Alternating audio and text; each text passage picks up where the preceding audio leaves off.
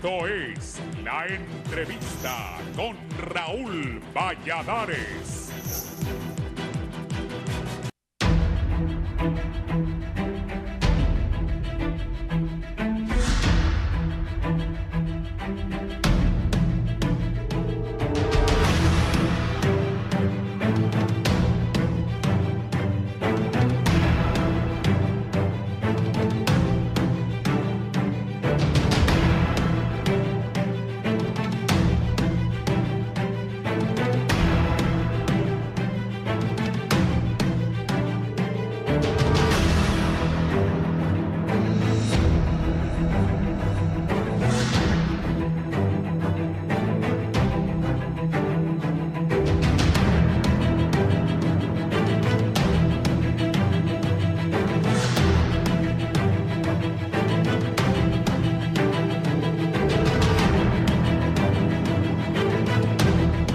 De los precios de los combustibles está trasladando una nueva presión al bolsillo de los hondureños en momentos en que el costo de los alimentos continúa elevándose y la pérdida de poder adquisitivo amenaza con profundizar las dificultades económicas de miles de familias, detallan expertos. El impacto no se limita al precio que los consumidores pagan en las estaciones de servicio. El encarecimiento de la gasolina y especialmente del diésel repercute en el transporte de mercancías, la producción agrícola, la distribución y finalmente en el precio que los consumidores encuentran en mercados, pulperías y supermercados, además de la energía eléctrica. Los efectos sobre los hogares ya se reflejan en el comportamiento de los precios. De acuerdo con información del Observatorio de Seguridad Alimentaria y Nutricional de la Universidad Nacional Autónoma de Honduras, la canasta básica alimentaria aumentó 6.16% entre junio de 2025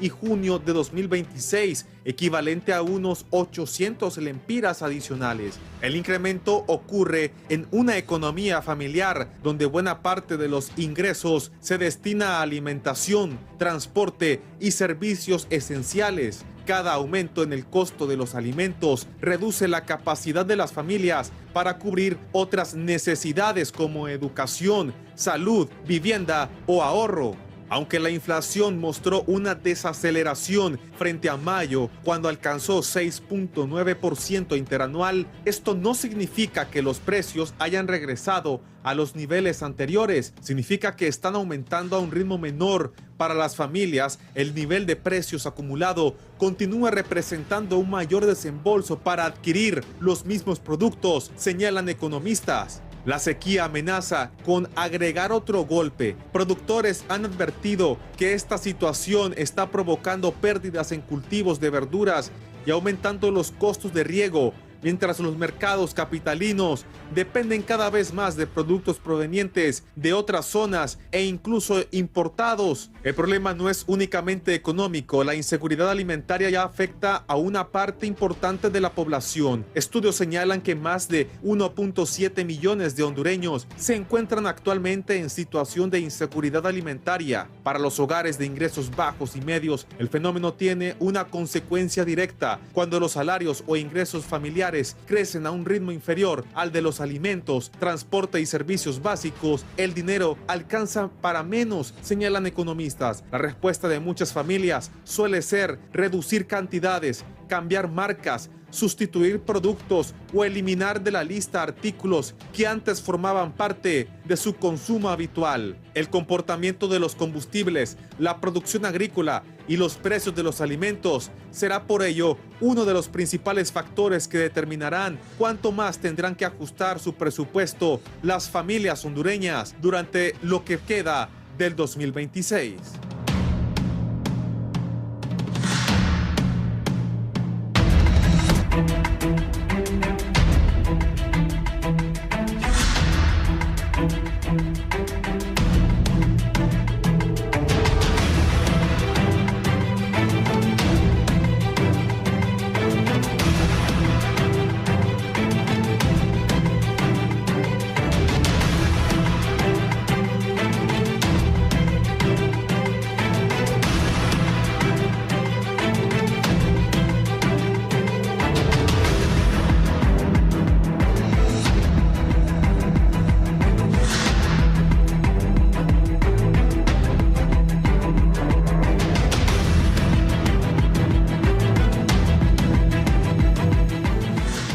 días, vamos a hablar del tema económico. Hoy es martes 11 de agosto. Conmigo, don Dante Mossi, presidente del Banco Centroamericano de Integración Económica. Bienvenido.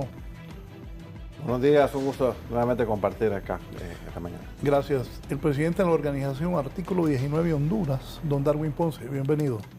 Muchas gracias, licenciado. Estamos para servirles. Gracias. Don Juan Carlos Rodríguez, presidente de la Coalición Patriótica de Solidaridad. Juan Carlos. Sí, muy buenos días a ustedes, don Raúl, y a los panelistas invitados también. Grato de compartir con ustedes. A ver, febrero, marzo, abril, mayo, junio, julio, séptimo mes del gobierno de Narri Asfura. ¿Cómo está la economía?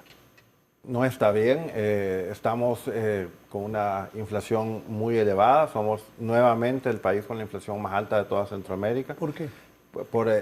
Casualmente, el mismo informe del Banco Central lo dice muy claramente y habla de que los precios del combustible ya incidieron en el sector transporte y además, y esto es lo más grave del asunto, ya tiene incidencia en el precio de los alimentos. Entonces la inflación es tan elevada precisamente porque ya alcanzó la gran mayoría de bienes que los hondureños consumimos. O sea, la economía no está bien, eso le resta poder adquisitivo al hondureño, tal como lo mencionaba en la nota previa, y la inversión va en caída, ¿verdad? Según también lo reporta el informe de inversión extranjera directa de Banco Central. Así que es hora de hacer un cambio de rumbo económico, un llamado pues a repensar qué estamos haciendo, porque el precio de los combustibles ha afectado a todo el mundo, no solamente a Honduras. La diferencia está en qué hacen los países al respecto. Entonces, por ejemplo, Guatemala, que es un país vecino, somos muy parecidos a los guatemaltecos, y la inflación de ellos no pasa del 3%. Entonces, valdría la pena preguntarle qué hace bien Guatemala, que Honduras hace tan mal, que el Banco Central pareciera no toma las medidas que se requieren para reducir la inflación y hacer más pobre por el hondureño. Sus criterios iniciales, licenciado Darwin, de la economía de Honduras, ¿cómo está? Bueno, la economía ha venido deteriorándose desde hace ya varios años. Sin embargo, en estos últimos meses ha tenido un marcado retroceso en el aspecto económico. Y una de las situaciones que a nosotros nos preocupa mucho es que el discurso gubernamental habla muy contrario a la realidad económica de los hondureños. Me refiero a lo que está sucediendo al interior de las familias. Entonces, cuando el discurso gubernamental choca contra la realidad económica, que es la que verdaderamente habla en cuanto a temas económicos, porque la macroeconomía y la microeconomía pareciera que están en un constante choque. Esto realmente preocupa porque la verdad es que, como decía don Dante, la situación económica ha venido a impactar a todo lo que es el sistema productivo, el sistema de distribución y en el precio de los productos. Juan Carlos. Sí, buen día. La verdad es que es una situación preocupante cuando somos un país que por mucho tiempo no hemos sido capaz de generar políticas públicas para poder sobrellevar situaciones de crisis como esta. Si bien es cierto, este gobierno apenas tiene 7 meses, una economía no se arregla en 7 meses, pero tampoco podemos olvidar que esta crisis empieza justo cuando empieza el gobierno. El problema es cuando un gobierno no reacciona de una forma rápida, tratando de sobrellevar o mitigar de alguna forma lo que es los impactos en la economía familiar.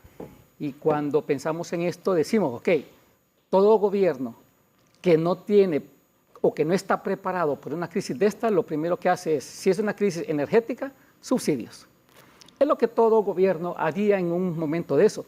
Pero los subsidios, siempre lo hemos dicho, son para poder ganar tiempo mientras se comienzan a tener algún tipo de propuestas, no de solución, porque sería muy difícil solucionar algo como esto en Honduras, pero sí de mejoramiento y mitigación al impacto que está haciendo esta crisis.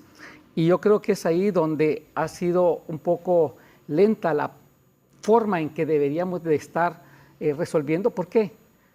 La posibilidad del hondureño, en este momento, recordemos cuánto costó un poco en tiempo y cuánto fue el incremento que se aprobó para lo que es el ajuste del salario mínimo, pero ya con lo que lleva este año en inflación, y es una inflación que sea interanual, o sea, todavía tenemos parte de la inflación normal del año pasado, más el impacto de este momento. O sea, es muy probable, todavía vemos como en el Medio Oriente no hay solución, más bien se ha recrudecido los ataques y toda esta situación que no ha dejado que esta crisis pueda llegar ni a su final, ni a una mejora sustancial como para que los precios de carburantes en Honduras puedan ir mejorando. Lo poco que mejoraron hace una semana ya se está perdiendo nuevamente.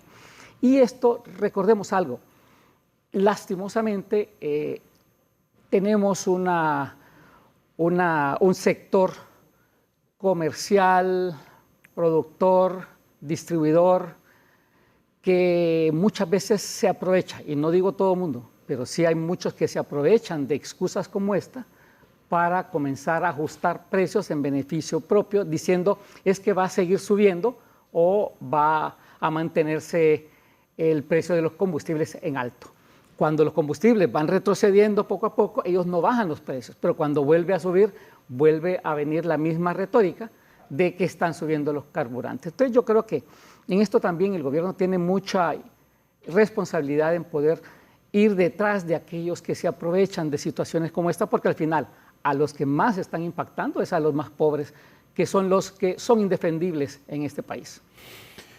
Sobre eso, ¿hasta qué punto el aumento de los combustibles está encareciendo realmente la canasta básica?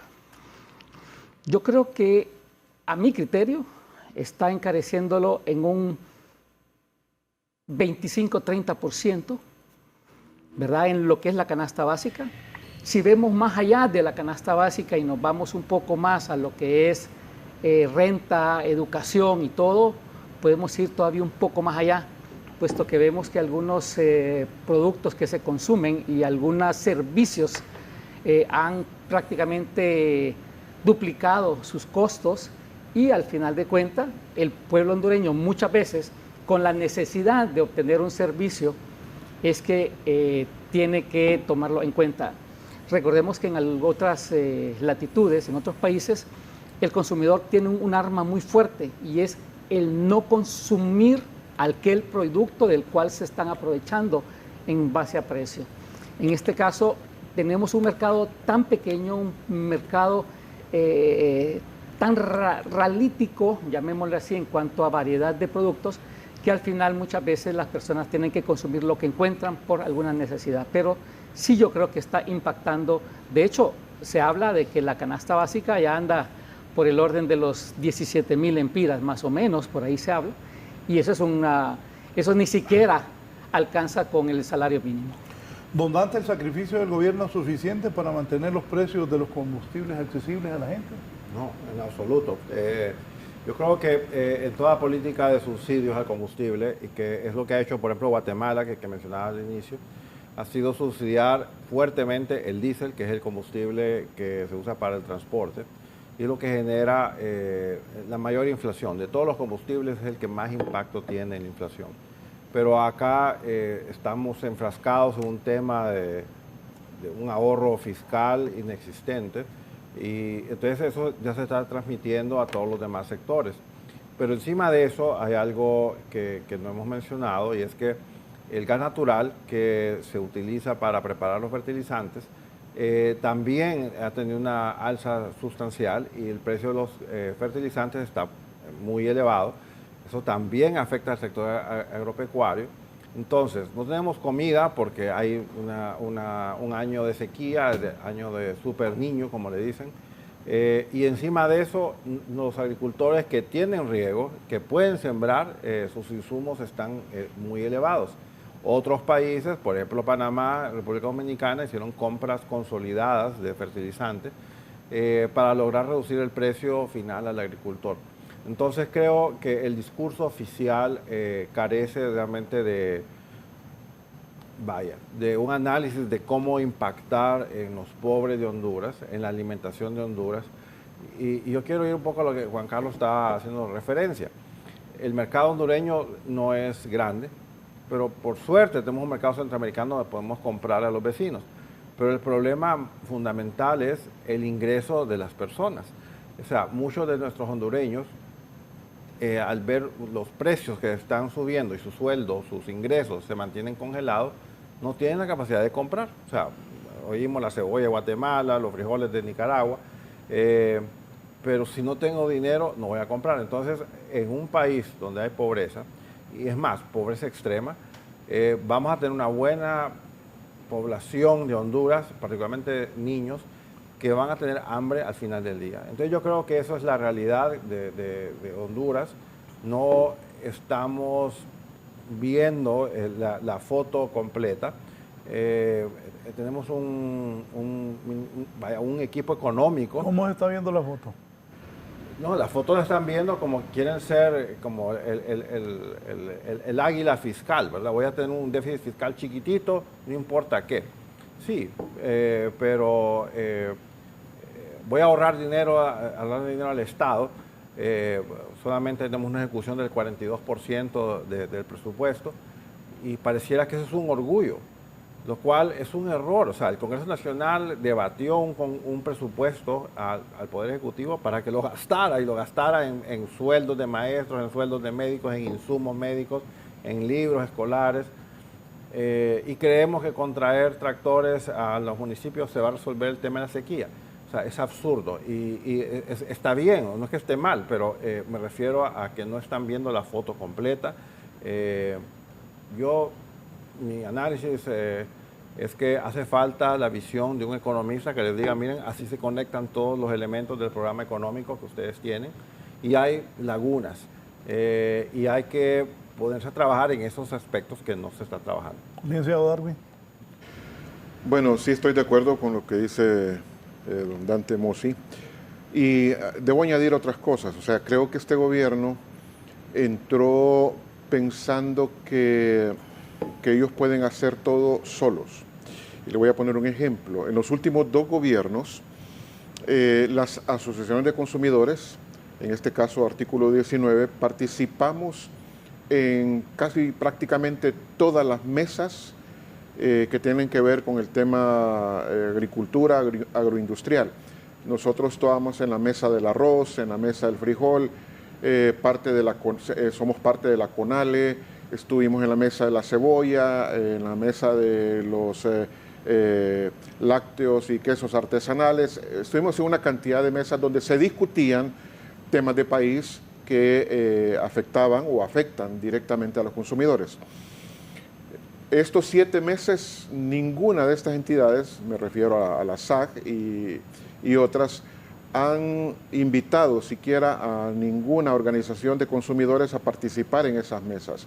Y las decisiones que se han tomado solamente son entre el gobierno y los empresarios, o el gobierno y los agricultores o ganaderos, pero han dejado por fuera a los consumidores. Lo mismo ha ocurrido con el tema de la ENE. Miren, el tema de la ENE consultaron a quienes les interesaba, pero al sector más importante y al más grande, que son los consumidores, no hay un solo registro de que esta comisión se haya reunido con asociaciones de consumidores para hablar del tema de la ENE. ¿Qué va a pasar? Que nomás aprueben ese decreto, nosotros tenemos listo ya el primer recurso de inconstitucionalidad para presentarlo en la Corte contra esa ley, porque se han pasado, como dicen, por las partes más oscuras y donde menos pega el sol, a los consumidores, que es el sector más importante de todos, absolutamente todos.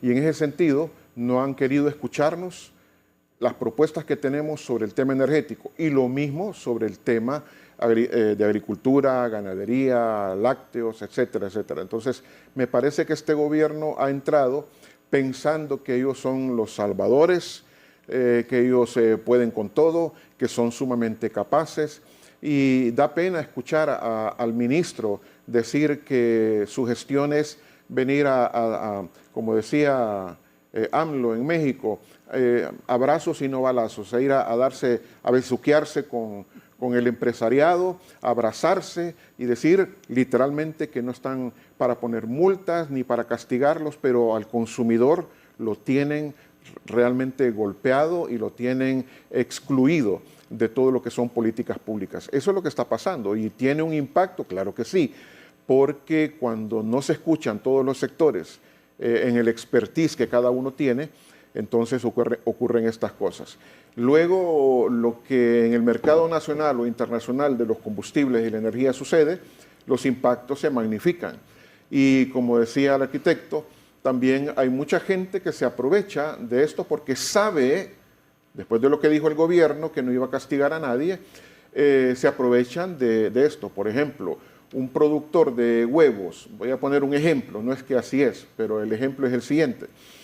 Un productor de huevos que trae 1000 cajas de huevos de Lago Yohoa a Tegucigalpa, con los 5 lempiras que se le incrementó al diésel, y suponiendo que gasta 50 galones de diésel entre el Lago Yohoa y Tegucigalpa, significa que se le va a incrementar en 500 lempiras la factura de combustible a ese camión, hablando de un camión.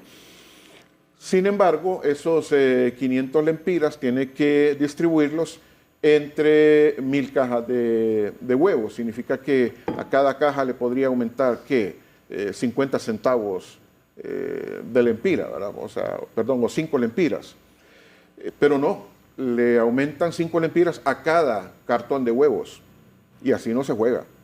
Entonces yo creo que el gobierno, aparte de que está demostrando una gran incapacidad en cuanto al tema económico, no tiene capacidad instalada de poder ejecutar acciones a favor de los consumidores y empezar a regular el mercado cuando se dan estas enormes distorsiones. Entonces hay que tener mucho cuidado y hay que estar muy pendientes del tema del diésel. Como decía don Dante, el diésel es uno de los elementos más importantes en el tema de las cadenas productivas y de distribución, y el tema energético. La energía eléctrica es sumamente importante y la presión que le están poniendo al tema es realmente ridícula. Me parece a mí que en este tema hay intereses creados enormes y hay que sacarlos a la luz. Hay que sacarlos a la luz y porque afectan directamente a los consumidores. Juan Carlos. Hay una situación bien clara y es que Honduras, como decíamos antes, sigue siendo un país netamente importador. 80% de los productos que consumimos, y a veces sube hasta 82% de los productos son importados. Y antes de entrar al foro, hablábamos también de la devaluación de la moneda. Ya estamos prácticamente a 27, hoy creo que está en 26.96 ya. Y eso significa que también no solamente los carburantes están siendo afectados por la devaluación de la moneda, sino que también todo producto que consumimos, porque lo importamos. Cuando nosotros tenemos un país que planifica, qué lástima que el gobierno pasado tuvo una Secretaría de Planificación Estratégica y lo menos que hizo fue planificar para el país, porque realmente todo país debe planificar y en este caso deberíamos de estar pensando en que Honduras, si una vez tuvo en su historia el título de ser el granero de Centroamérica, hoy deberíamos de estar pensando en cómo volver a renovar todo aquel pensamiento ideológico y técnico para volver a ser productivamente activos en el agro, porque es lo que más necesitamos en Honduras para que podamos subsistir con productos principalmente del agro que son producidos en Honduras. ¿Qué sucede?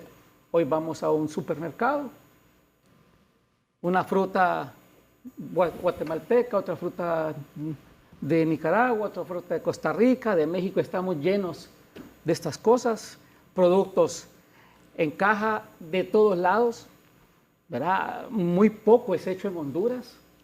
Entonces, ¿qué significa? Al subir el precio del dólar, todos esos productos también van subiendo.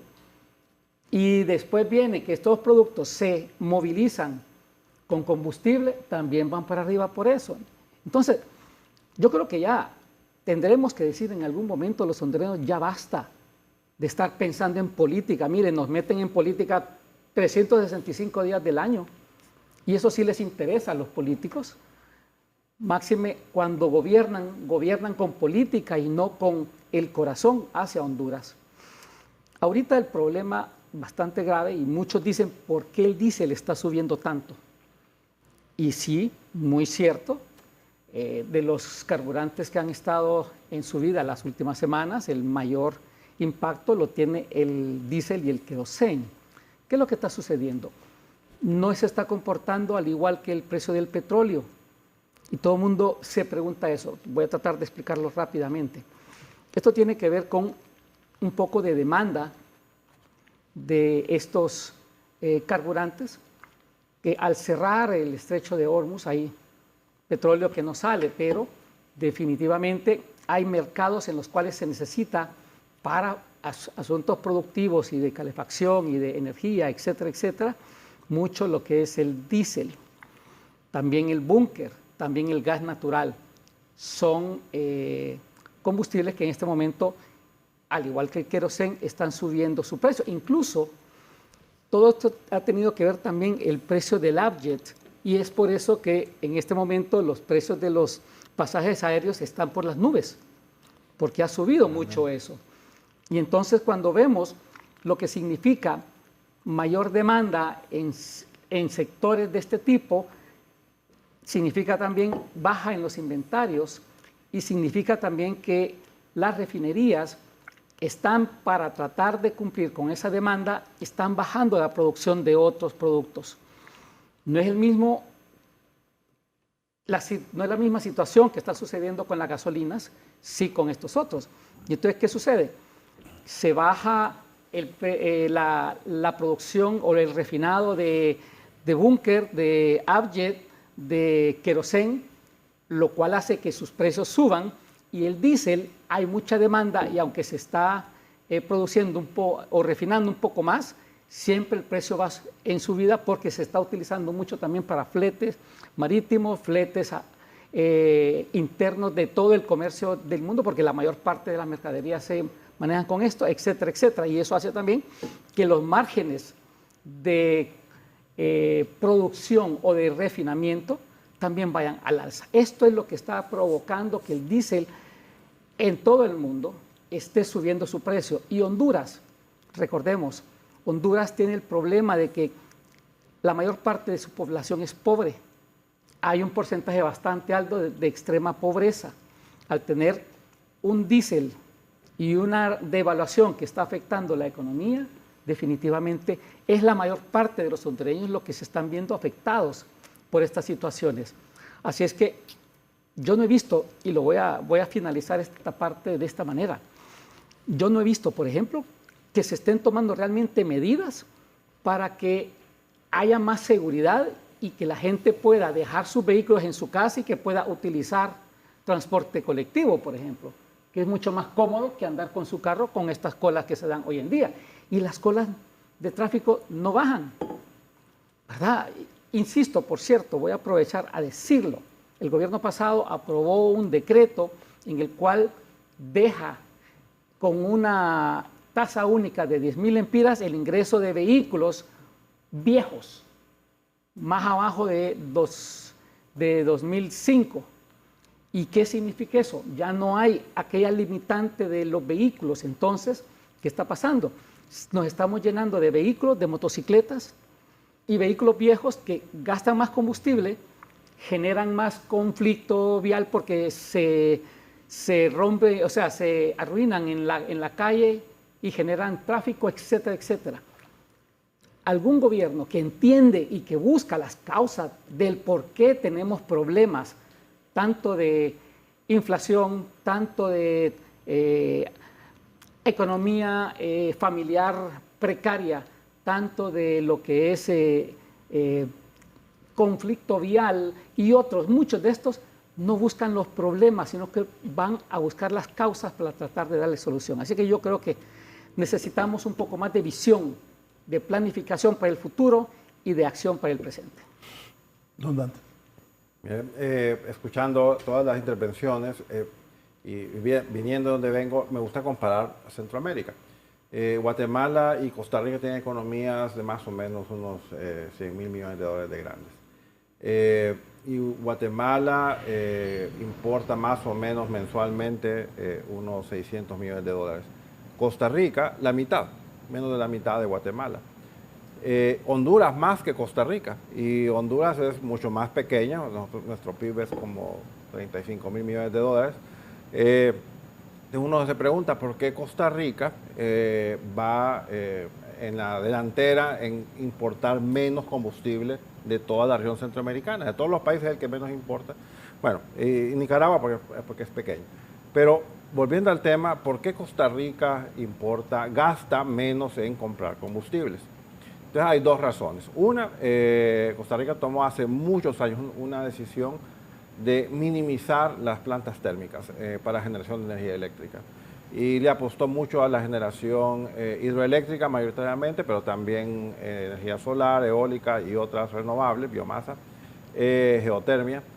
En cambio, y también hace como unos 10 años más o menos decidió abrirse a la movilidad eléctrica. O sea, cerca del 25% de los vehículos nuevos en Costa Rica son vehículos eléctricos. Entonces está descarbonizando el sector transporte. Nosotros nos comportamos como si somos ricos, o sea, estamos comprando petróleo a diestra y siniestra, o sea, y sus derivados. No aprendemos de Costa Rica, ¿verdad?, que lo hace, número uno, porque le ahorra dinero, número dos, por un impacto ambiental, cambio climático. Pero si nosotros buscamos políticas públicas reales con impacto, no la tenemos. Y quiero volver a uno de mis temas que me gusta mencionar. La ENE, por ejemplo, tiene plantas de generación térmica privadas donde el contrato que el Congreso le aprobó y que, por supuesto, el Ejecutivo remitió, donde le dice al privado, yo te voy a comprar el diésel para generar energía eléctrica. Les digo, miren qué cacha, o sea, el Estado se compra todo el riesgo, ¿verdad?, el precio del diésel para que genere energía eléctrica, y yo se la compro, por supuesto, ¿cómo se llama? Va a ser una energía bastante cara.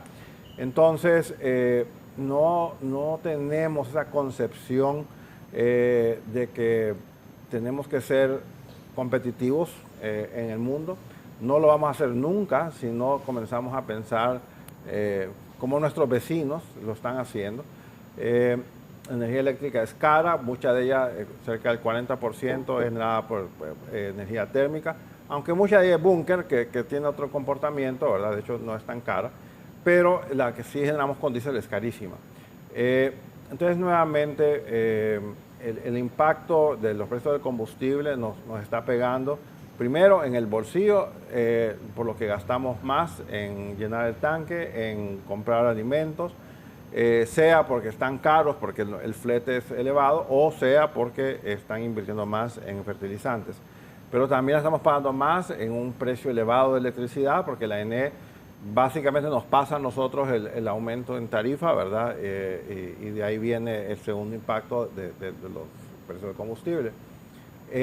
Ya se está hablando de un fondo para mitigar el alto precio de los combustibles.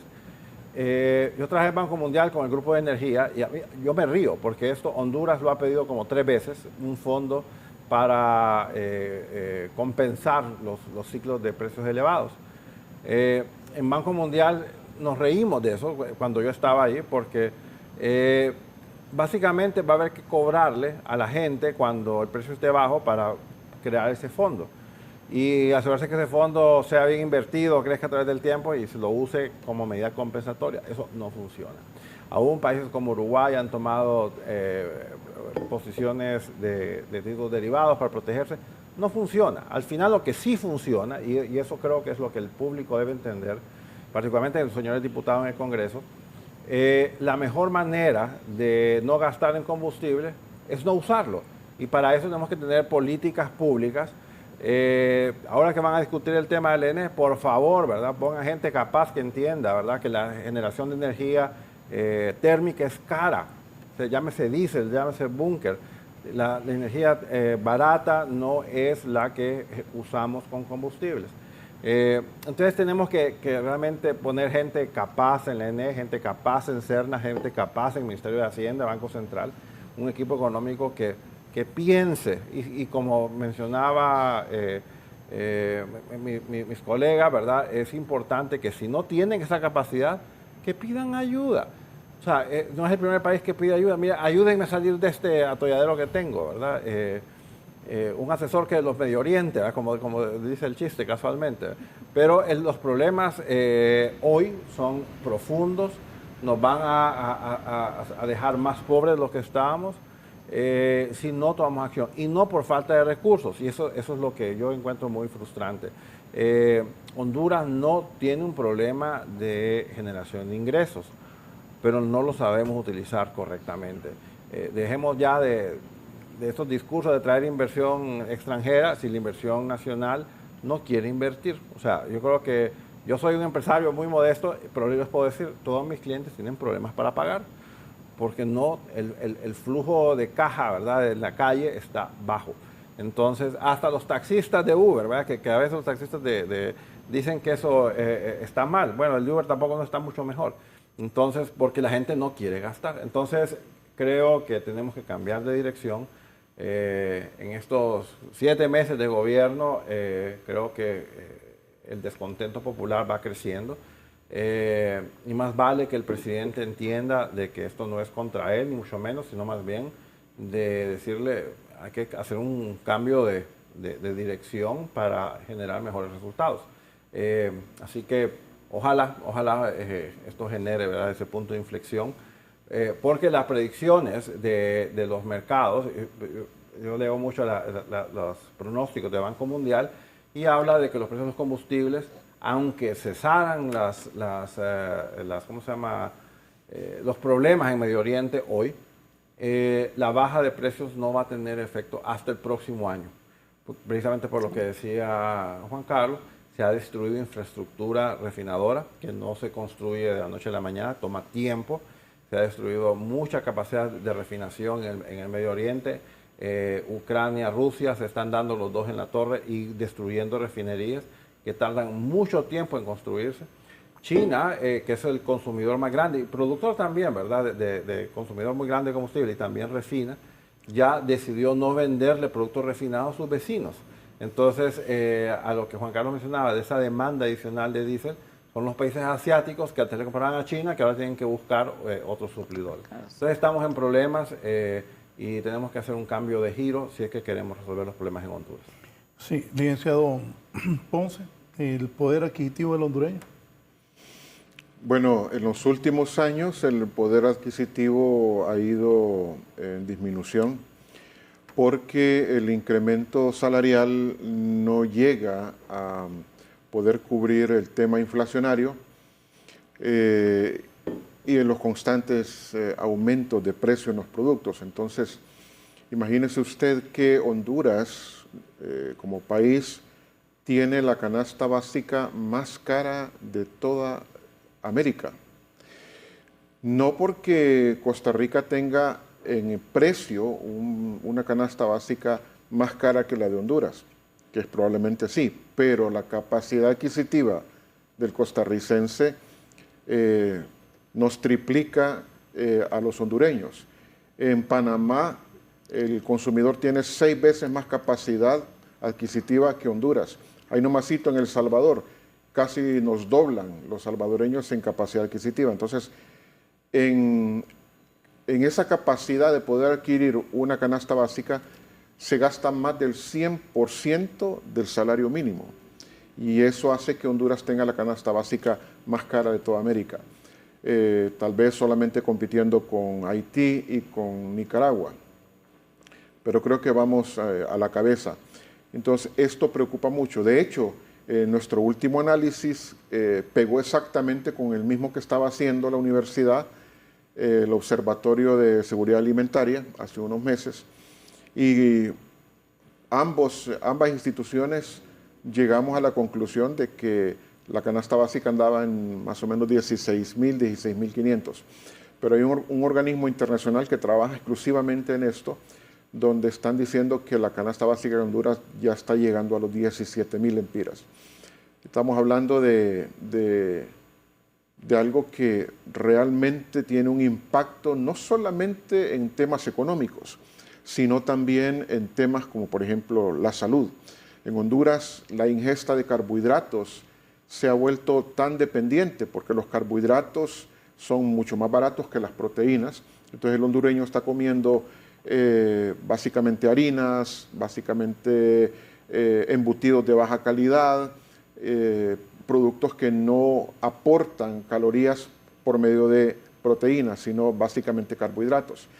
Y en Honduras, para ponerle en contexto, tenemos más de 1.2 millones de personas diabéticas para una población de 10 millones. Eso es un escándalo a nivel de salud. Y tenemos cerca de 2 millones de personas que tienen síndrome metabólico, o sea que están por llegar a ser diabéticas en los próximos años.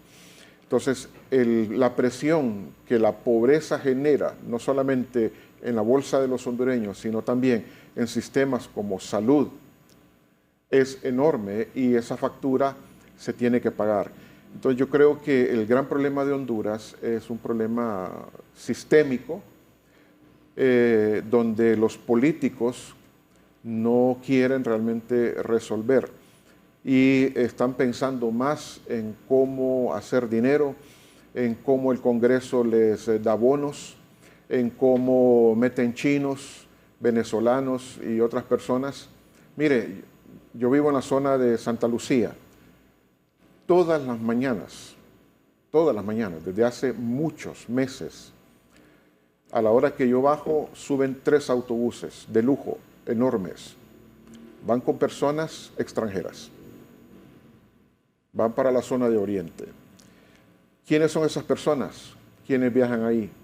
¿Cuántos buses están pasando con extranjeros? O sea, aquí hay un negocio enorme con la venta de nacionalidades, con la venta de con traer personas de afuera, y también tiene un impacto en la economía, porque ese montón de personas asiáticas que están abriendo negocios, no sabemos cómo lo están haciendo o bajo qué condiciones, aparte de que son malos empleadores porque tratan mal a los empleados, no les pagan bien, etcétera, que es otro de los problemas que tenemos en Honduras. Cuando hablamos de que el hondureño no tiene capacidad de adquirir una canasta básica con su salario mínimo, estamos hablando de los que ganan el salario mínimo. Pero aquí muchos empresarios ni siquiera pagan el salario mínimo. Tratan mal al empleado. Y el trabajo informal es realmente lo que en Honduras existe. O sea, la población económicamente activa que trabaja en individual supera con creces a aquellas personas que ganan el salario mínimo del país. Entonces, todos estos elementos necesitan ser estudiados en mesas de trabajo para poder crear un verdadero plan de país que nos saque de esta situación. Pero nuestros políticos están pensando en el, como decimos en Honduras, en el business. ¿Cómo le saco dinero? Y ahí meta usted a la ENE, ahí meta usted al tema de telefonía, meta usted el tema de las nacionalidades, de la venta de nacionalidades. Y yo le podría hablar de una cantidad de negocios que están haciendo actualmente los políticos, porque eso es lo que les interesa. No les interesa al hondureño, no les interesa el pobre. O sea, el pobre les interesa solamente al momento de votar.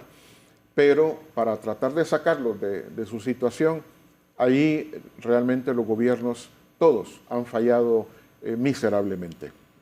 Me dice un empresario, qué difícil entender que en Honduras, en la agricultura estamos en una situación de no poder producir nuestros alimentos básicos. Importamos maíz, trigo, carne de res, carne de cerdo y muchos más a precios mucho más bajos que lo que se puede producir en Honduras. Hasta lechugas y verduras vienen de Guatemala. El petróleo es la factura más alta que tenemos que pagar en dólares y seguirá así para siempre porque no tenemos petróleo en Honduras. Costa Rica es 1/3 del territorio de Honduras, tampoco puede producir sus alimentos, pero produce muchísimos productos para exportación que producen los dólares para comprar los alimentos donde no es competitivos. Café, melones, aceite de palma, africana, piñas y el producto más importante, mano de obra barata que producen las remesas. Eso lo exportamos. Con un campo confrontado por las invasiones, costos altos y una ENE con años de gobiernos corruptos, estamos destinados a producir más pobres, hambre, violencia, que es lo más que tenemos en Honduras. Y debo decirle, acotarle algo importante. Mire, el tema de frijoles y maíz, este país, Honduras ha producido cosechas récord de frijoles y maíz en los últimos 6 años. No me lo estoy inventando yo, ahí está la información en la SAC. Pero hay algo interesante. O sea, hemos producido frijoles para consumir en Honduras completamente, sin necesidad de importar. Pero se ha estado importando frijol de Nicaragua. ¿Y qué pasó con el Lima? Dejaron más de 75,000 quintales de frijoles arruinarse. O sea, estuvieron ahí sin sacar ese frijol. Mientras tanto estaban importando de Nicaragua. ¿Quién se estaba beneficiando de ese negocio? Si Honduras es autosuficiente en consumo de frijoles. Alguien se estaba beneficiando. Y todo el mundo se ha quedado callado con ese tema de Lima. Nadie ha dicho qué ha sucedido. No hay una persona presa. No hay un responsable a quien se le estén deduciendo esas responsabilidades. Mientras seguimos importando frijol de Nicaragua, sin necesidad. Mientras dejamos perder 75,000 quintales de frijoles y una cantidad también de quintales de maíz. Eso es lo que está matando a este país. Ustedes, corruptos, ustedes, hondureños malvados, que están pensando solamente en ustedes y no en sacar a este país de la situación en que está. Ingeniero. Yo creo que también hay que tomar lo que es el escenario de la educación financiera. Uno de los grandes problemas que el hondureño tiene es que cuando no le alcanza su ingreso para todas sus necesidades familiares, lastimosamente tiene un plástico a la mano que prácticamente se lo dieron regalado de parte de la banca y comienzan a utilizarlo. Y luego cuando tienen que pagar, no tienen cómo pagarlo todo, entonces se van al pago mínimo y van los intereses, y son intereses creo que andan entre 45 y 51%, intereses altísimos. Entonces, ¿qué estamos haciendo también como país con esta influencia de la banca? Estamos incitando al consumismo, pero al consumismo que le conviene a la banca, ¿verdad? Porque al final de cuentas no alcanza el presupuesto familiar para el presupuesto familiar con mi ingreso, porque gran parte de ese ingreso se va a una de las industrias más fuertes de este país. Es la más fuerte. Que es la más fuerte, es la que tiene el porcentaje mayor de crecimiento económico de este país. Un superávit tremendo que ellos andan regando tarjetas por todos lados para ver quiénes caen y quiénes caen en ese juego. Entonces, esto es algo que ningún gobierno anterior ha visto, de que estamos haciendo, si tenemos una población pobre, los estamos haciendo más pobres, tratando de enriquecer más a los que ya tienen. Y entonces, esa es otra situación que está afectando directamente al país, ¿no? Ya una crisis energética como esta viene solamente a terminar de pegarle el último zarpazo al hondureño, que sinceramente vive con lo que puede. O sea, ¿por qué también es más fácil tener un negocio informal que uno formal? Tramitología, impuestos, ¿cómo se llama?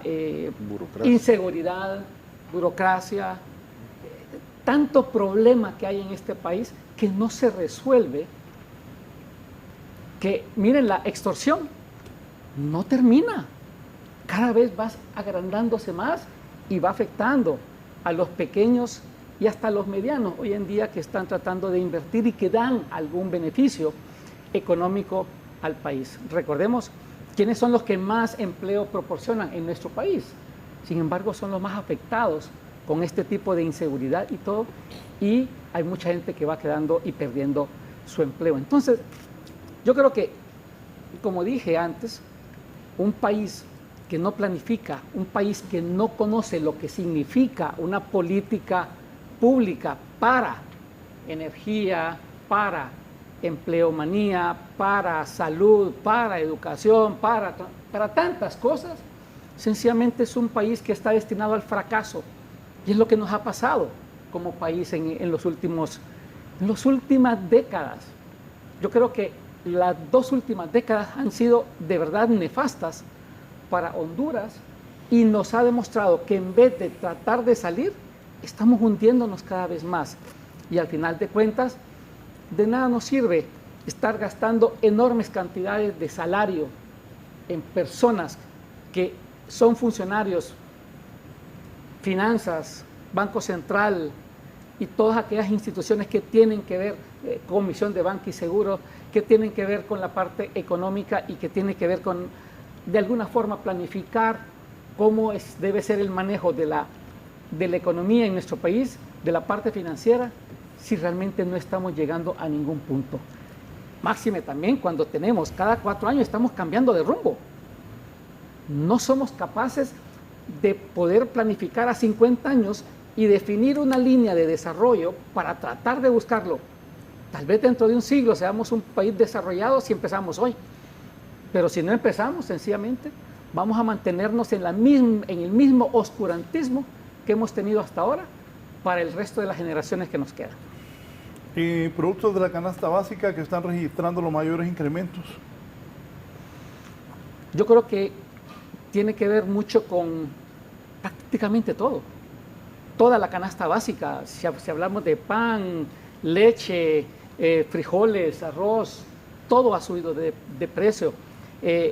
Los aceites, manteca que se usa mucho, cereales que son para el consumo familiar, transporte, renta. O sea, yo creo que en esto no podemos decir cuáles han sufrido mayor impacto inflacionario, porque todo esto es lo que está generando un alza de la inflación en Honduras, que recordemos, y se ha dicho siempre, es el mayor castigo, es el impuesto más castigable para el pueblo hondureño y lastimosamente no se ha podido controlar. Sí, un tema que lo hablamos, no sé, muy poco, es el tema de las represas. La represa del Tablón es una represa en el valle de ¿cómo se llama?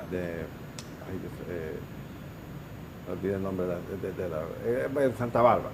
Y es una represa de uso múltiple, pero su uso primordial es el riego, manejar el recurso agua. De hecho, también hay una represa que se diseñó completamente sin costo para el Estado, que es la represa de Morolica en el sur, y es para proveer agua primordialmente para consumo humano y para el riego de cosechas. Me recordaba que en el tiempo del presidente Juan Orlando Hernández se ordenó al BESIE el estudio de más o menos unas 18 represas de tierra a nivel nacional para generar una red de agua, que captáramos agua de la época lluviosa para poder regar todo el país de una manera sistemática. Lastimosamente este programa, o sea, se diseñaron las represas, esa es la buena noticia, están diseñadas totalmente. Son, como digo, una docena de represas medianas que creo que no pasan de 15 metros de altura, su cortina de tierra, y las 2 represas grandes, Morolica y el Tablón. Pero aquí se le da siempre una acepción política a estos proyectos y no de beneficio para el pueblo. En el tema de sequías, yo me sorprendo nuevamente de que no hablemos de nuestras represas, más que están vacías y qué vamos a hacer, qué barbaridad. ¿Dónde estamos con el Tablón? ¿Qué avances ha hecho la CID, que se le quitó al ENE y se le pasó a la CID para que lo ejecutara de manera más eficiente? Habían problemas sociales, si la represa iba a inundar o no. Se hablaba de ciertos afectados que sembraban, ¿cómo se llama?, cosechas muy rentables, probablemente ilegales. Entonces, por eso está un poquito el tema de seguridad involucrado ahí, por eso yo entiendo que las consultas están complicadas. Pero en general, el tema de riego es un tema que no lo hablamos lo suficiente. Particularmente un país que somos sujetos a cambio climático y tenemos esta imprevisibilidad de cuándo vienen las lluvias.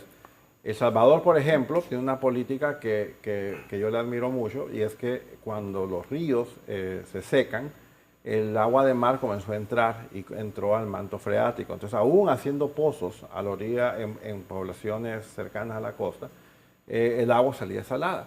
Entonces, El Salvador comenzó a invertir en plantas desalinizadoras. Y en esto yo le hago un llamado de atención al gobierno. El BCE regala, y es regalado, $1 millón a los países miembros para que innoven, hagan lo que quieran con eso. El Salvador, desde que yo entré al BCE en el 2018, uno de los temas que innovaron fueron plantas desalinizadoras para comunidades que estaban sufriendo de la salinización de sus pozos de agua. Hace unos 2 días estaba viendo que ya van como por la planta número 10 desalinizadora en pueblos costeros salvadoreños. Meanguera ya está recibiendo agua potable de una planta desalinizadora. Entonces, ¿por qué Honduras no hacemos algo al respecto? O sea, de hecho, de ese $1 millón que Honduras tiene este año en el BCE, no lo ha pedido. No sé qué está esperando, que se acabe el año y que perdamos esa oportunidad. Entonces, el riego no solamente es un tema de moda en la época donde no hay agua, sino es un tema de país, ¿verdad? Tenemos que apostarle a manejar nuestros recursos hídricos. Se han hecho inversiones muy grandes en gobiernos que tienen la amplitud. Este programa de represas de tierra nació durante la presidencia del presidente Maduro hace muchos años, y a pocas, ¿verdad? Se ha ido moviendo, pero se ha movido. Entonces, ojalá el gobierno lo logre visualizar. Lastimosamente, y digo lastimosamente, se le ha dado esta tarea en el pasado a la Secretaría de Agricultura, que tiene una capacidad relativamente baja de implementación de proyectos, no solamente de las represas, sino también de los sistemas de riego. Y esto ha evolucionado mucho. República Dominicana, yo fui parte de un proyecto que estaba emproblemado y el BCE llegó a rescatarlo, se llama Represa Monte Grande, y vino a proveer capacidades hídricas, una zona que parece desierto. En Honduras no tenemos todavía ese tipo de suelos, pero pronto será así si no hacemos algo al respecto. Entonces, sí es posible revertir. Tenemos a Israel, que es un campeón, ¿verdad?, en la irrigación por goteo, que maximizan el riego. Aprovechémoslos, ¿verdad? En vez de solamente estarnos foteando con ellos, aprovechemos su expertise, ¿verdad?, en cómo manejar recursos hídricos. No somos Israel en el sentido de que aquí sí llueve bastante y sí podemos acumular agua en represas, pero sí tenemos que aprovechar ese uso. Entonces, la sequía está causando problemas en Tegucigalpa, graves, pero también en el sur. Pero en general, la sequía... Ya se está advirtiendo de escasez de algunos productos populares por esta sequía. ¿De acuerdo? Pero esa sequía, Honduras es un país muy especial. Cuando hablamos de sequía, estamos hablando de la exacerbación en determinadas regiones del país, conocidas como, por ejemplo, el corredor seco, corredor seco. Y queremos hacer del corredor seco un corredor productivo. Mientras Honduras, hay una ingeniera que trabajó en Zamorano, que era especialista en ordenamiento territorial. Y ella hablaba de la T productiva de Honduras. Mire, el 82% del agua de Honduras se produce en la cuenca del Caribe. 86% del agua de Honduras se produce en el norte del país. Es como una T. Haga una línea gruesa sobre la costa norte y después una línea que cruza hasta Comayagua y parte del sur. Queremos concentrarnos, corredor seco, corredor seco, corredor seco. Mire, yo fui testigo de cómo Honduras gastó 500 millones de lempiras en proyectos de cosecha de agua en el corredor seco hace unos años. No hay no hay un solo proyecto activo. De hecho, ni se activó ningún proyecto. Ese dinero, como decimos en Honduras, se lo mamaron. 500 millones de lempiras. ¿En qué lo mamaron?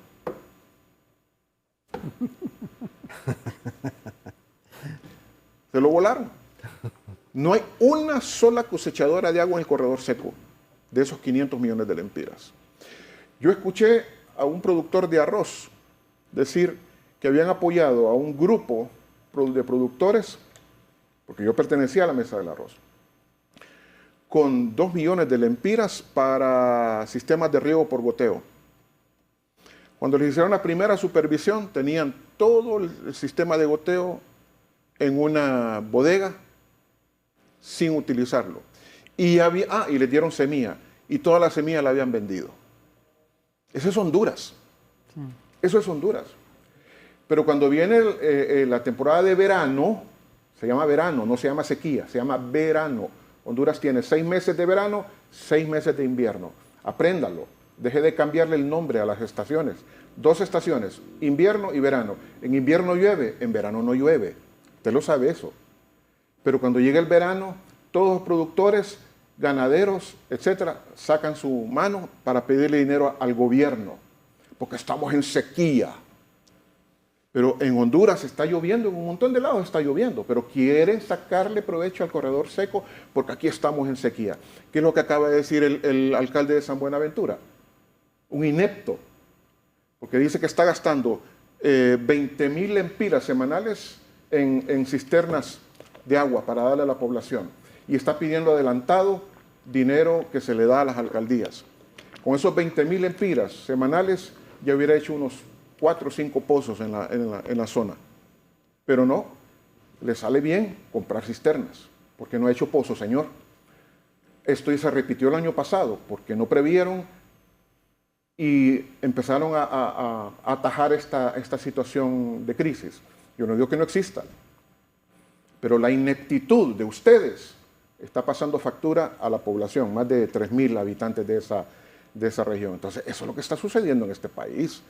Una falta de planificación y no ver cómo Honduras está organizada. 82.7 del territorio tiene los ríos más caudalosos de Honduras en la costa norte y en la parte sur 17.3% restante, porque no le sacamos provecho a eso. Podríamos producir, pero no, insistimos en el corredor seco. Ahí alguien sacó unas vaquitas que se le murieron, dice, de sed y de hambre. Mire, si alguien tiene animales, hasta las gallinas, hombre, si alguien tiene animalitos y no lo va a cuidar, no va a agarrar un carro para traerle un barril de agua a sus vacas y las deja morir. Pero él está bien gordito, bien panzón, bien cachetón.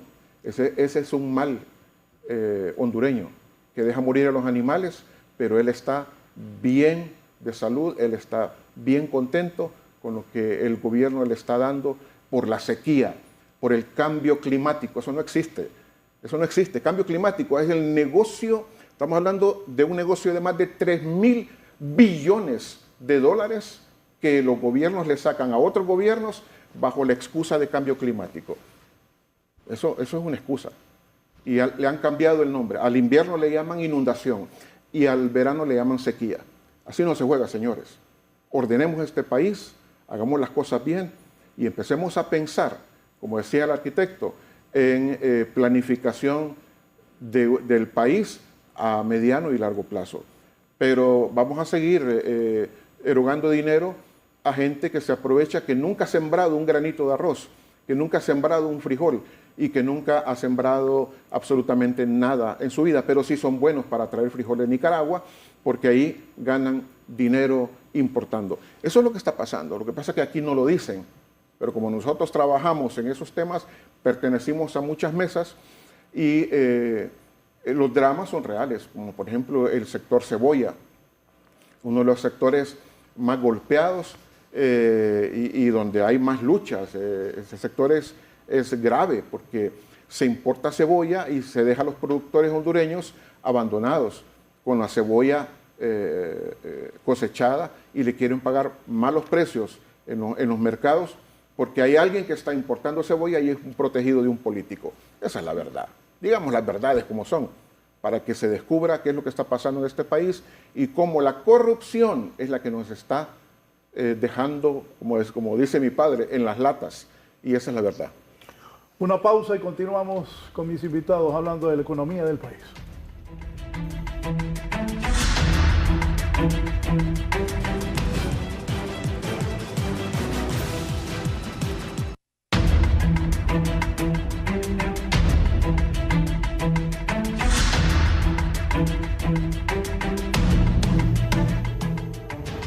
la incidencia de los combustibles y la sequía en esta economía. Sí, mira, a mí me gustaría ver al COEP un poco más empoderado en el tema, porque es un tema que afecta a todos los hondureños. Comentaba Raúl de que el sector privado hondureño realmente es muy particular, o sea, apuesta aún en condiciones muy severas. Y yo creo que Honduras no es que va a morirse, ¿verdad?, por esta mala, iba a decir mala racha, pero no quiero que me malentiendan. O sea, mala colección de eventos, ¿verdad? O sea, precios altos del combustible, una crisis global, ¿verdad?, que está poniendo presión en tasas de interés. Pero el sector privado no prospera, pero no deja de apostar. Pero yo hago un llamado al COEP, a la señora Gallardo, de que deje de aplaudir lo que no es aplaudible. O sea, más bien de recordar al gobierno de manera respetuosa como ella lo hace. Miren, enfoquémonos, por favor, en los problemas que realmente están afectando a Honduras. El tema de la energía eléctrica, el tema de la inflación, el tema del hambre, el tema del agro. Yo sé que el COEP no lo va a hacer todo, pero sí es una voz muy potente que creo que es muy bien escuchada por el señor presidente de la República. Pero las cosas no están bien y yo creo que eso es algo que yo lo digo no con el ánimo de generar controversia, sino más bien corrección. No tenemos un problema de recursos, tenemos un problema de gestión de recursos de administración. Ayer, por ejemplo, estaba viendo en las noticias cómo la gente iba al Seguro Social a hacer fila para buscar una cita médica. El Salvador, por ejemplo, y nuevamente yo me miro mucho en el espejo centroamericano. En El Salvador tienen un doctor virtual, creo que se llama Doctor 503, y básicamente es la primera línea de atención con inteligencia artificial. Entonces, si alguien tiene un resfriado, algo menor, la inteligencia artificial le dice, mira, quizá no sea necesario que vayas a un hospital, de repente te enfermes. Pero el usuario se siente atendido. Entonces, creo yo que tenemos que ver qué está sucediendo a nuestro alrededor. No es posible que un empleado y un empleador que contribuyen al Seguro Social, estamos pagando por ese servicio, no nos den un servicio. O sea, estamos pagando por nada. Estamos pagando por hacer cola para que nos digan no hay o no hay un médico que lo quiera atender. Entonces, las cosas no están bien. Pero para volver al tema, el precio de los combustibles está generando una crisis en Honduras. No es la primera crisis que tenemos de altos precios de los combustibles. El presidente Maduro tuvo una y a mí me tocó estar en medio de esa en el año 2004 más o menos, donde el presidente en ese entonces optó de una de las políticas fue bajar los impuestos de los combustibles y tuvo efecto positivo. De hecho, los precios de combustibles bajaron durante la administración del presidente Maduro. Luego al final subieron, pero fue por otra cosa. Yo ya no estaba, así que no puedo dar fe de qué pasó o qué no pasó. Pero la presidenta Xiomara Castro también tuvo una crisis de altos precios de los combustibles, pero la supo manejar.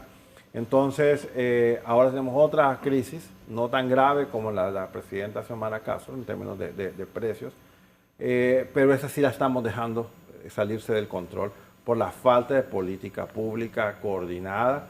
Y aquí yo quiero rescatar que el Banco Central hace su trabajo dentro de su égida, pero el Banco Central tampoco es que es todopoderoso. Necesita que los ministerios de línea, Agricultura, ¿cómo se llama?, el de Finanzas, el de Obras Públicas, comiencen a hacer su trabajo para que comencemos a tener una política económica ordenada de qué vamos a hacer ante esta alta crisis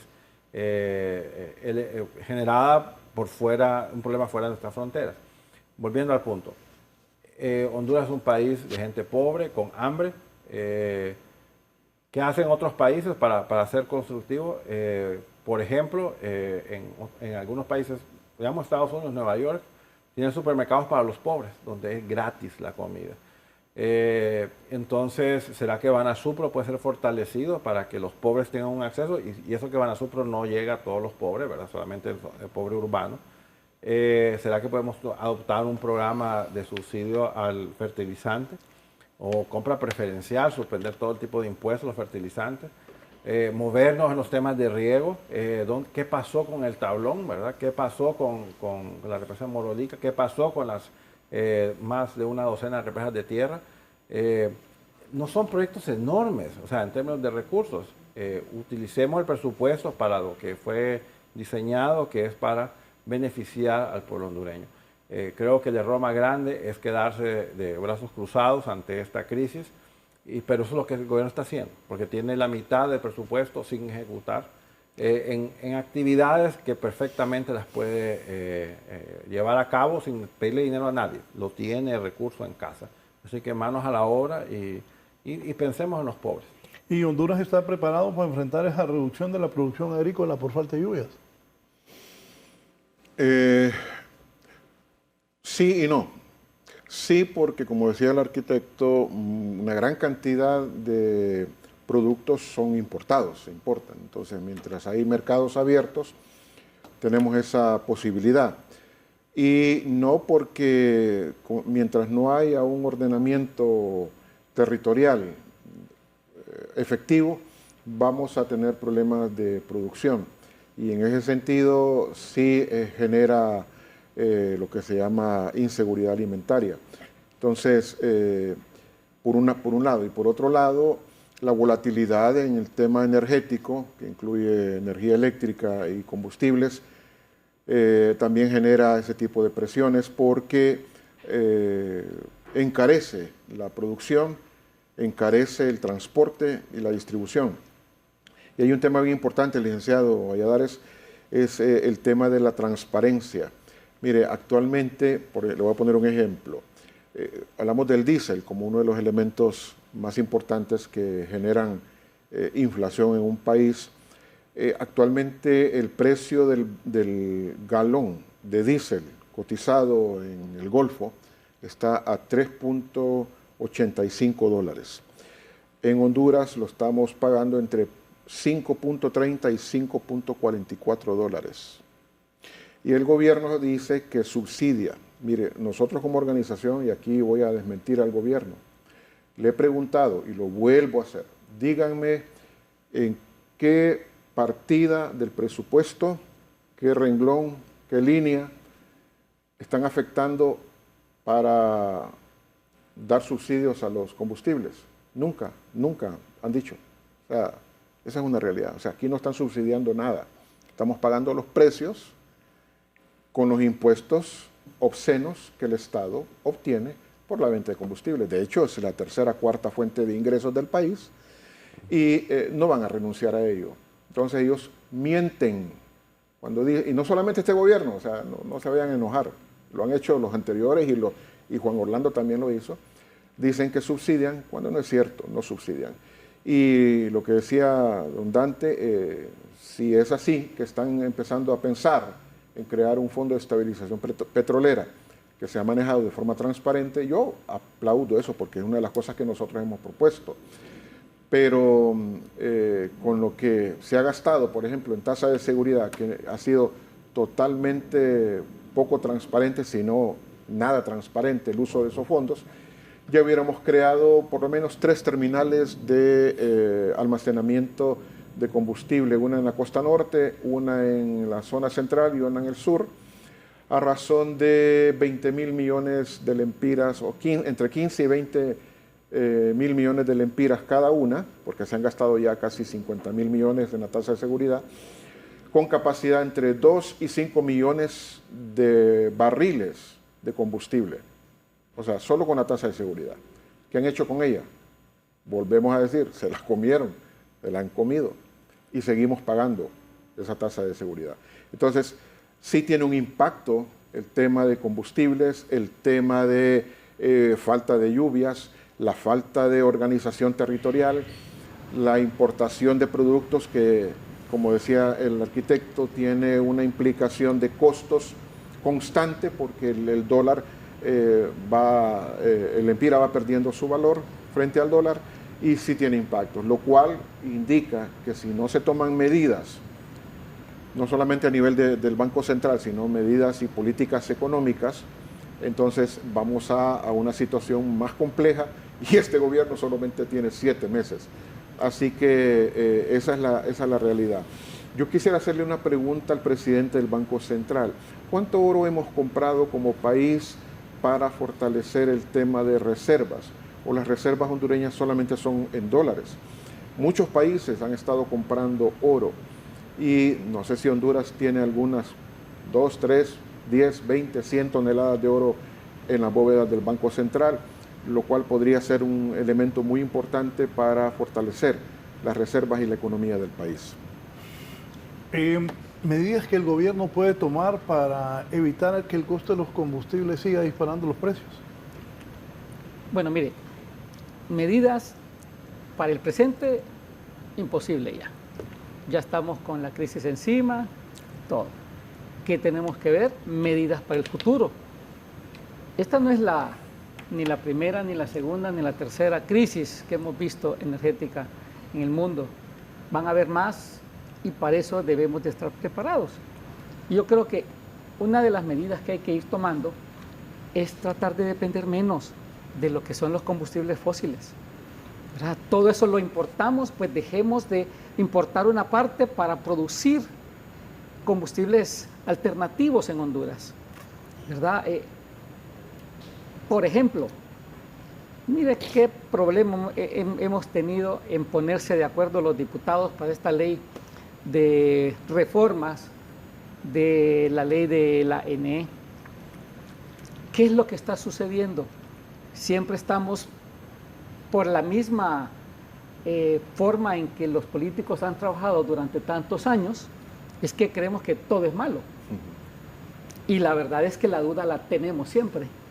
Entonces, ¿qué pasa si en un momento dado, siendo pragmáticos y siendo realistas, si esta gente tuviera una buena ley, tuviera buenas intenciones, quisiera al país para poderlo llevar a un mejor derrotero, podríamos mejorar las condiciones de la ANE, ordenarla y una vez ordenada, poder buscar que el sector se pueda ir ordenando también con el tiempo y poder generar en algún momento mejores condiciones de compra de energía para mejorar las tarifas. Al haber algo de esto, podríamos hablar ya de la energía eléctrica como un combustible muy sano para poder manejar la economía. No solamente el transporte, si Costa Rica estaba migrando a que el transporte público fuera eléctrico, ¿verdad? Entonces, definitivamente tenemos que ver la biomasa, el biodiesel, o sea, todo esto tenemos que ver. Aquí hay toneladas de basura que se pierde y se entierra y ya no encontramos dónde meterla. Sin embargo, podemos sacarle provecho como energía. Y no sucede. Entonces yo creo que la planificación que la hemos venido platicando desde hace ratos aquí es necesaria para poder generar políticas públicas que nos digan cómo tenemos que migrar de un aspecto energético a uno B, de tal manera que podamos depender menos de la importación de combustible, de tal manera que en algún momento podamos decir, así como muchos taxistas, por ejemplo, tuvieron la idea de migrar su consumo de combustible fósil, o sea, de gasolinas, a gas LGP vehicular, que les genera un ahorro en realidad, pues sencillamente así tenemos que ir a ver energía eléctrica, gas licuado y combustible. Son alternativas que podemos ir viendo hacia futuro y así depender menos, poder tener también la posibilidad de ver cómo en la parte de los fertilizantes, ¿verdad? Cómo poder buscar. Aquí hay personeros, agrónomos que han dicho, aquí podemos producir fertilizantes, solo que tenemos que tener la visión del productor, ¿verdad? Un funcionario de gobierno no sabe cómo arreglar las cosas y necesitan la ayuda, como se decía antes acá, ¿no? El apoyo de los diferentes sectores para que un gobierno sea fortalecido y que pueda dar respuestas al pueblo hondureño de forma correcta. Así que yo creería que también pasa por el asunto del presupuesto general de la República. Aquí estamos viendo que los presupuestos pasan los años, pasan los gobiernos y el presupuesto es lo mismo, no genera más que ganancia a un sector, no se desarrolla el país, cada vez que se quiere realizar una obra hay que pedir préstamo porque no ajusta lo que son los ingresos nacionales, porque todo se va en salarios, en pago de la deuda, en gasto corriente. Y entonces, ¿cuándo vamos a tener realmente un presupuesto que sea una herramienta de desarrollo? ¿Cuándo vamos a tener la visión de un gobierno estadista que pueda determinar cómo se debe de manejar un presupuesto? Y yo lo he dicho, he estado esperando a que en algún momento dado llegue un gobierno y que proponga el presupuesto base cero y que de ahí empiece a ver las fortalezas y las debilidades de un país para poder determinar cómo generar un presupuesto que de verdad nos lleve a una meta de país en un tiempo X que pueda ser mejor de lo que tenemos hoy. Yo creo que en esto tenemos que aprender también a que las crisis van a haber, no solamente energéticas, sino que de sequías, como decimos, el niño, la niña, agua, sequía, etcétera. Pero si tenemos un país rico en agua, lo que pasa es que el agua la vemos pasar y muchas veces hasta chocolate parece de lo sucia que viene por toda la deforestación que hay también y todo, y no la cuidamos, no la manejamos, ¿verdad? Como usted bien lo dijo, licenciado Ponce, sistemas de riego guardados, olvidados, arruinados, botados, porque sencillamente no hay aquella capacidad de pensar cómo queremos desarrollar nuestro país. Si nosotros vemos lo que decía el doctor Mossi, ahí están diseñadas las represas. ¿Por qué ningún gobierno tiene la capacidad mental de decir, agarremos esto, que aunque sea de otro gobierno, pero es un beneficio para el país, hagámoslo, echémoslo a andar? Y para eso, si nos toca endeudarnos, bienvenido, porque el desarrollo de producción va a generar riqueza y eso va a hacer pagar esos préstamos correctamente. Esas son las visiones que deberíamos de tener de los gobiernos, pero pues sencillamente creo que necesitamos personas que de verdad sepan planificar para un mejor país. El deslizamiento del dólar, ¿esto cómo nos pone? Mira, el deslizamiento de la moneda nacional. No, definitivamente. Honduras estamos recibiendo muchos dólares vía remesas, que básicamente es un sacrificio que hacen muchas familias, envían la gente más productiva, la que más apuesta, la que más podría emprender en el país y se va a buscar un mejor destino. No obstante, o sea, en el corto plazo las remesas van a seguir siendo el sustento de la oferta monetaria de dólares. La producción sigue deprimida, el precio del café está más o menos, y de ahí viene la oferta de dólares. Pero la demanda, ¿verdad?, está siendo empujada por esta demanda de dólares para la compra de combustibles que el gobierno prioriza. De seguir así, ¿verdad? O sea, yo he visto varios pronósticos que hablan cuándo vamos a llegar al 27. Yo creería que probablemente a fin de año, pero si las presiones por un combustible más caro continúan, ese valor definitivamente va a ser roto, ¿verdad? Más un ambiente inflacionario que el gobierno pareciera que no quiere tomar cartas en el asunto y dejar que la inflación corra, entonces simplemente el ajuste va a venir vía tasa de cambio. Así que yo hago un llamado nuevamente a autoridades del gobierno central a que comiencen a activar las salvaguardas de política monetaria que constituyen en esencia el endurecimiento del crédito generalizado y probablemente enfocar crédito a los sectores más vulnerables, particularmente agricultura, construcción, que esas no deben parar de ninguna manera porque generan empleo, generan alimentos. Pero sí, o sea, México, por ejemplo, ya tuvo el pico de remesas y ya está retrocediendo. O sea, la crisis migratoria en Estados Unidos está expulsando muchísimos mexicanos y que está dejando de enviar remesas a México. Honduras ya está sin el TPS. No está claro cuántos de esos TPCianos realmente tienen estatus legal o no en Estados Unidos. No sabemos cuántos nos van a deportar y nos lo van a enviar. Así que creo que la respuesta de por cuánto tiempo más vamos a tener los dólares viniendo de remesas en los volúmenes que los tenemos es incierto.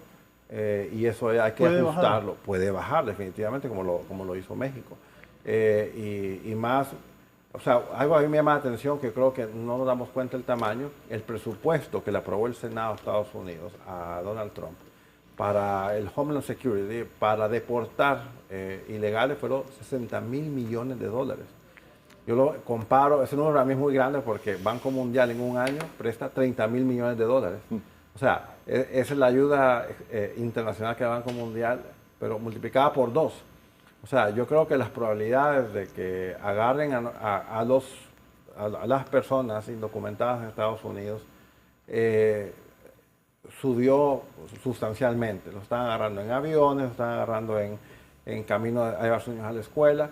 Así que realmente el sacrificio de nuestros hondureños que hacen cosas fuera de la ley para poder ganar un mejor sustento, ¿verdad? Probablemente va a ser castigado por el gobierno de Estados Unidos, país soberano. Así que nuevamente, para volver a Honduras, la pregunta, ¿hasta cuándo vamos a recibir ese 17% o 27%, olvidé el porcentaje de remesas respecto al PIB en Honduras? Es incierto. No podemos apostar a que esos dólares van a estar viniendo para siempre. Va a haber y el presidente Trump, igual que el presidente Asfura, tiene un año de gobierno, así que quedan 3 todavía para deportar a mucha más gente y está hablando que su meta es 1 millón de indocumentados al mes. Así que, y conociéndolo, lo va a lograr. Tiene el presupuesto para hacerlo. Así que me preocupa que tenemos que pensar en Honduras. Los inmigrantes, cuando son retornados al país, vienen a su casa y Honduras tiene que recibirlos con los brazos abiertos y darles oportunidades también a ellos. Yo creería que un poquito con más agradecimiento, ¿verdad?, a estas personas que están viniendo, y eso significa con condiciones favorables para el crédito, con agua, con energía eléctrica, con combustibles baratos, medios de transporte. Y no lo estamos haciendo. Así que yo hago el llamado de atención. Si no tomamos cartas en el asunto, el marco externo es desfavorable para Honduras y los dólares se nos pueden escasear a fin de año si las cosas continúan en la ruta que van. Licenciado Ponce. La verdad es que el tema... Lo vi que aceptaba lo que decía el doctor Morse. Sí, porque es una realidad que estamos viviendo actualmente. Y el tema de los dólares, el tema de depreciación, muy probablemente se va a ver incrementado cuando empiecen a faltar esos dólares, producto de la política de Estados Unidos en el tema de la inmigración. También hay un punto muy importante. Yo quiero sugerir y aconsejar a las personas que reciben remesas que muchas de estas remesas se gastan en consumo, prácticamente se consumen en muchas cosas, pero es bueno invertir, hay que invertir. He estado viajando últimamente por algunos lugares de Honduras y he visto bastantes construcciones en lugares inusitados. Y he preguntado y realmente son fruto de remesas de personas que viven en Estados Unidos y están invirtiendo en el país en el tema de construcción. Entonces yo creo que eso es bueno porque aparte que genera empleo para gente que trabaja en esos temas, es una inversión segura. Entonces hay que ahorrar. Ese es un tiempo ahorita de ahorro porque probablemente venga una época de vacas flacas. Si el gobierno sigue engañado pensando que las cosas están belleza, que las cosas es un paraíso y que la macroeconomía está en los mejores términos, pero vuelvo a decir, la realidad económica calla cualquier discurso de un gobierno que pretende estar bien económicamente. O sea, creo que es el momento de los hondureños para ahorrar, para pensar qué es lo que usted va a comprar. No gaste en cosas superfluas. ¿Está desapareciendo la clase media? Bueno, de hecho, la clase media yo diría que ha desaparecido casi por completo. Cuando hablamos de clase media, estamos hablando de familias que tienen cubiertas todas sus necesidades y tienen capacidad de ahorro. Dígame usted, ¿quién tiene todas sus necesidades cubiertas y tiene capacidad de ahorro? Muy pocas familias en este país. Esa es la verdad. Entonces estamos viviendo una economía prácticamente de subsistencia, con una depresión económica enorme y una inflación que yo me atrevería a decir, según nuestros análisis, que ya probablemente ande en las 2 cifras. Viendo la situación, puede andar en las 2 cifras, pero el gobierno sigue tratando de darnos un discurso diferente, porque yo entiendo que no les conviene hablar de la realidad económica porque significan votos, significa aprobación, significa desaprobación del público, pero yo prefiero que un gobernante nos diga la verdad de la situación que estamos viviendo, pero, como decía también el arquitecto, qué es lo que están planeando para darle solución a estos problemas. Entonces yo creo que estamos como país muy lejos de estar en vías de desarrollo. Creo que hemos tenido retroceso en los últimos quinquenios, y esto es algo que hay que ver. Y aparte del tema económico, del tema de violencia en el país, ¿verdad?, que es algo que no se ha abordado. El tema de la extorsión le quita a los hondureños miles de millones de lempiras cada mes, y el gobierno no da muestras de querer resolver el problema, porque, como dijo Bukele, si no lo resuelven es que son parte del negocio. Así que, les guste o no, es lo que pensamos los hondureños. Pregunten en las calles qué pensamos de ustedes, los que están trabajando en el tema de seguridad. Lo que pensamos es que ustedes son parte del negocio, por eso no lo quieren quitar. Y ese negocio está permeando transporte, está permeando estructuras policiales.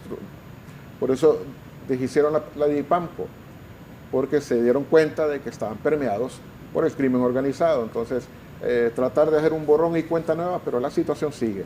Entonces, inseguridad, pobreza, alta inflación, falta de dólares, son cosas que vamos a ver si el gobierno no toma acciones. Y si siguen pensando que solo ese grupito de ellos va a resolver esta situación. Entonces, yo creo que es importante volver a reactivar mesas, invitar a todos los sectores involucrados en diversos temas, no solamente económicos, sino también productivos, y empezar a crear condiciones para que los hondureños tengamos mejores oportunidades de vida en lo próximo que queda de este gobierno. Una pausa y continuamos.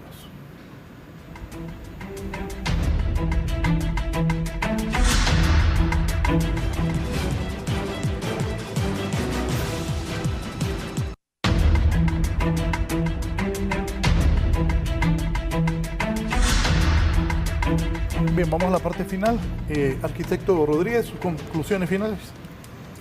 Yo creo que tenemos que recordar que esta crisis en algún momento pasará, pero no podemos olvidar que cada vez que Honduras ha pasado por una crisis de algo, no recapacitamos en mejorar las condiciones de país. Pasó el FIFI, pasó el Mitch, pasaron ETA y OTA, pasó la pandemia, y Honduras sigue en las mismas. Los gobernantes haciendo lo mismo, y todavía seguimos diciendo antes quiénes están tratando de postular para la próxima, y vemos un futuro incierto. Yo creo que en esto hay que entender, el hondureño, pues por lo menos por ahora, lo que le toca es ahorrar para poder sobrepasar un poco esta crisis. Pero hay que pedirle también que al gobierno ahorre, que no solo seamos nosotros, sino que también ellos sepan utilizar correctamente los fondos del Estado para poder ayudar a mitigar estas situaciones al pueblo hondureño. Mientras tanto, pues Dios los bendiga a todos, y que Dios nos ayude también a todos. Que Dios nos agarre confesados. Definitivo. Gracias, arquitecto. Bien sea, Darwin. Bueno, no todo es tan negativo, pero como organización sí seguiremos poniendo el dedo sobre aquellos aspectos que afectan a los consumidores y usuarios. Pero también hay que ver que en este país hay gente buena, hay gente que está haciendo bien las cosas. Le voy a poner un ejemplo. En la industria del arroz y la harina tienen años de mantener precios accesibles al público. ¿Cómo lo están haciendo? No lo sé, pero cada vez que nos hemos reunido, ellos aceptan las condiciones que nosotros como consumidores hemos buscado en las negociaciones de importación de arroz, por ejemplo, y ellos siempre han accedido a mantener los precios. Entonces yo creo que es bueno llamar a este tipo de empresarios para pedir experiencias, para pedir consejo y ayuda, para extender lo que están haciendo a otras industrias y otros productos que son sensibles en la economía nacional. Así que como organización, al gobierno le decimos, aquí estamos los consumidores y si no nos toman en cuenta, nos vamos a hacer sentir, porque Honduras es signataria de convenios internacionales sobre políticas públicas y participación ciudadana y no lo están haciendo. Y a los buenos empresarios les decimos, sigan adelante, van a tener el apoyo de organizaciones como la nuestra, y al público en general, ahorre, prepárese, porque según la situación que se está previendo, la situación económica va a seguir deprimiéndose. Muchas gracias. Cerramos con el doctor Mossi. No, muchas gracias. Primero, ya que hoy es el día de que supuestamente el Congreso Nacional escucha las reformas de contrapropuesta de reforma del Partido Liberal, ojalá sean sensatas y ojalá haya un consenso y podamos salir de eso de una buena vez. Volviendo al tema de los combustibles, este es un tema temporal, va a durar por un buen rato, así que hagamos nuestro propio plan de contingencia. Yo les invito a... suena comercial porque yo vendo carros eléctricos muy poquitos, pero hay que pensar en otra forma, ¿verdad?, de transporte. Hay que pensar fuera de la caja, como dicen, ¿verdad?, en las cosas. El tema del ENE, son temas que quedan sobre la palestra. Pero volviendo al tema de agua, el agua es vida. Como decía el programa de agua y saneamiento del Banco Mundial, dice... nadie se ha muerto por falta de amor, pero sí se mueren por falta de agua. Entonces, la sequía realmente es un problema serio. Ojalá el gobierno escuche y ponga estos proyectos de represas sobre la mesa y los pongan a trabajar duro. Tanto las represas grandes como el Tablón y de ¿cómo se llama?, de Morodica, pero también más de una docena de represas de tierra a lo largo y ancho del país, para proveer de agua a las comunidades y también para su riego. Así que ánimo, sector privado, ustedes pueden hacerlo. Sí, me dice Emilio Halbo, preguntarle al doctor Dante Mose si es conveniente tener como moneda de curso legal el dólar, como lo estableció Bukele en San Salvador, y qué impacto tendría en la economía hondureña. Mira, probablemente eso es lo que ha dicho Milei, ¿verdad? Que no lo ha hecho, ¿verdad? Una cosa es decirlo, otra cosa es hacerlo. Desde el punto de vista pragmático, si miramos a El Salvador y Panamá, que dolarizaron sus economías hace muchos años, hay un dolor de transición muy fuerte, pero eso garantiza un régimen de tasas de interés mucho más estable. Y como dice Milei, la muerte de Banco Central, ¿verdad? O sea, como un organismo regulador de tasas de interés y de cambio, porque ya no hay cambio. Así que, ¿no?, si tantas reservas tenemos, pues dolaricemos y ya nos quitamos un problema de encima. No es mala idea. Bien, gracias a mis invitados, a ustedes por permitirnos llegar a sus hogares. Así está la economía del país. Buenos días.